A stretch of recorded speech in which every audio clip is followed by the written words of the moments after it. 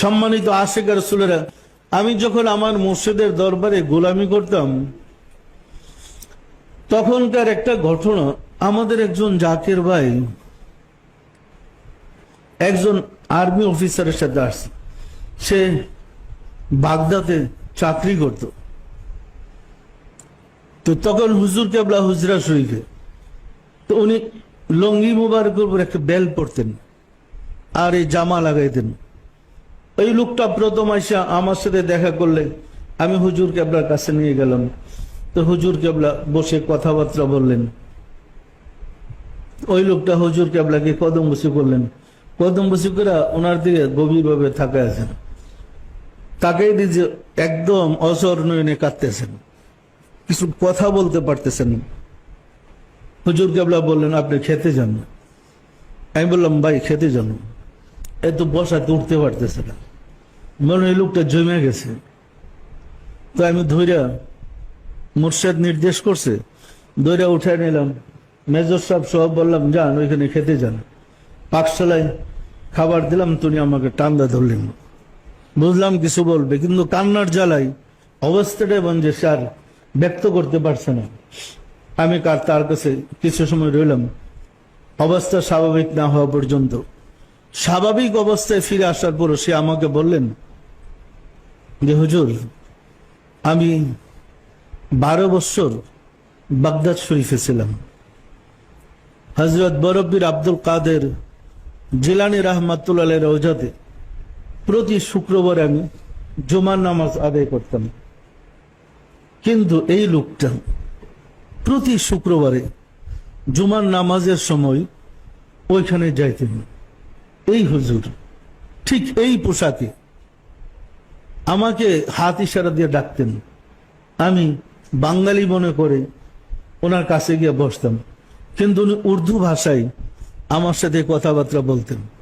এই জামা পরা, ওই মানে ওনার লঙ্গি মুবারকের উপর যে বেল্টটা, ওই বেল্টটা সাথে ছিল।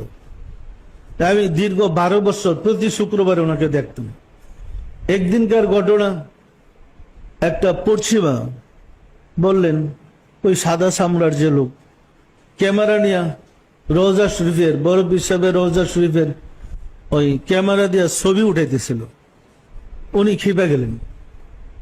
খেপে গিয়া ওই সাংবাদিকের ক্যামেরাটা সিনে নিয়ে ওটা আসারদা ভেঙে ফেলাইলেন এবং তাকে তাড়াই দিলেন। যে আমার সামনে ঘটনা আমি শুনলাম।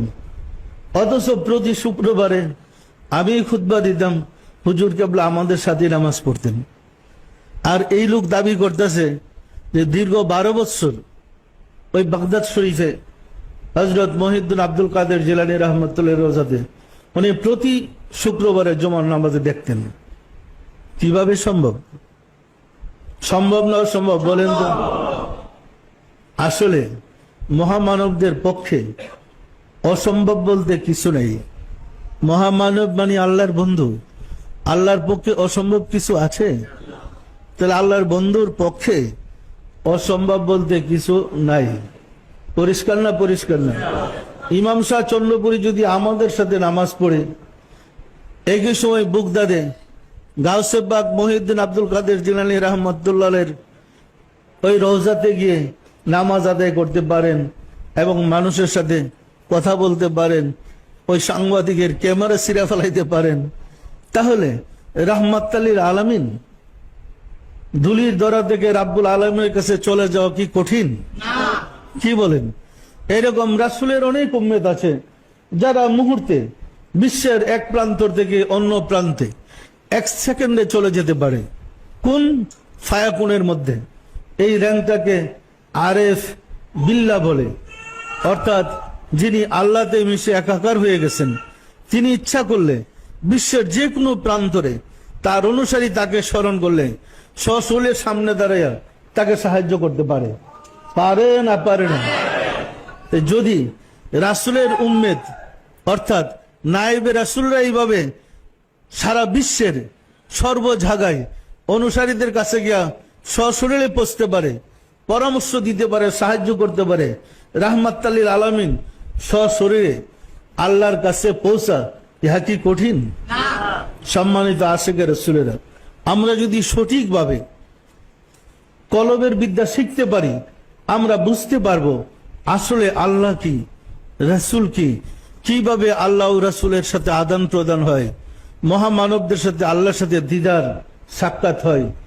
এই বিদ্যা সম্বন্ধে আমাদের জ্ঞান না থাকার কারণে আমরা মাইর খাচ্ছি, নির্যাতিত হচ্ছি এবং ক্ষতিগ্রস্ত হয়েছি। এই বিশ্বের পরিস্থিতিতে মুসলমানদের দুর্দশাগত মুসলিম জাতির এই মুহূর্তে এই কলবের বিদ্যার একান্ত প্রয়োজন। যদি কলবের বিদ্যা আমরা বিদ্বান হইতে পারি, যে কোনো মুহূর্তে আমরা আল্লাহর সাহায্য পাইতে সক্ষম। যে কোনো অবস্থায় কলবে খেয়াল করে আল্লাহ সিস্টেম জেনে নেওয়া, আল্লাহর সাহায্য চাইলে আমরা সাহায্য পাবো। পাবো না পাবো না? এর জন্যই আমাদের সাধনা করতে হবে, নিয়ম শিখতে হবে, মুরাকাবা করতে হবে। আসুন রাব্বুল আলামিনের সাহায্য চাই, তিনি যেন দয়া করে আমাদের জন্য এই রাস্তাটা সহজ করে দেন। আমিন।